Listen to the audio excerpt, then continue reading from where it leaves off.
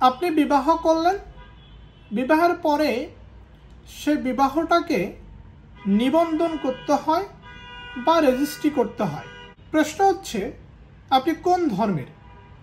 আপনি যদি মুসলিম ধর্মের হন তাহলে বিবাহটা রেজিস্ট্রি করার জন্য মুসলিম বিবাহ এবং তালাক নিবন্ধন আইন 1974 সাল, এই আইনের 5 ধারাতে স্পষ্ট করে বলে দেওয়া হয়েছে কে কতদিনের মধ্যে কিভাবে এই বিবাহটা নিবন্ধন করবেন, এবং মুসলিম বিবাহ যদি নিবন্ধন না করেন, রেজিস্ট্রি না করেন, তাহলে আপনার কি ধরনের সাজা হতে পারে সেটাও কিন্তু এই আইনের 5 ধারাতে স্পষ্ট করে বলে দেওয়া হয়েছে।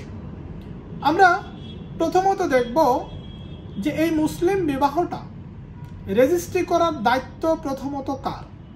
দায়িত্ব হচ্ছে বরের, অর্থাৎ স্বামীর। স্বামী তাহলে কিভাবে দায়িত্বটা পালন করবেন? তিনি 30 দিনের মধ্যে, যেদিন বিবাহ সম্পন্ন হলো সেদিন থেকে তিনি কি করবেন, যিনি নিবন্ধক আছেন, যিনি রেজিস্ট্রার আছেন, তাকে অবহিত করবেন, তাকে জানাবেন যে আমরা বিবাহটা করেছি।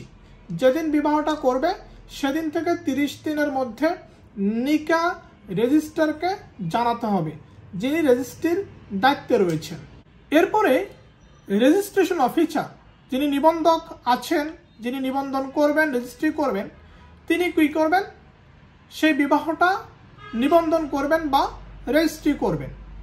এবার আসেন, আপনি মুসলিম বিবাহ সম্পন্ন করেছেন, আপনাকে স্পষ্ট করে বলে দেওয়া হয়েছে এই মুসলিম বিবাহ নিবন্ধন করতে হবে, কিভাবে করতে হবে। আপনি যদি নিবন্ধন করতে ব্যর্থ হন তাহলে আপনার সাজা কি হতে পারে?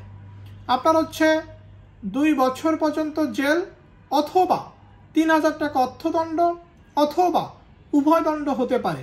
অর্থাৎ দেখেন, এই মুসলিম বিবাহটা আপনাকে রেজিস্ট্রি করতে হবে বা নিবন্ধন করতে হবে, আর যদি নিবন্ধন না করেন তাহলে 2 বছর পর্যন্ত জেল অথবা 3000 টাকা অর্থদণ্ড আপনার হতে পারে।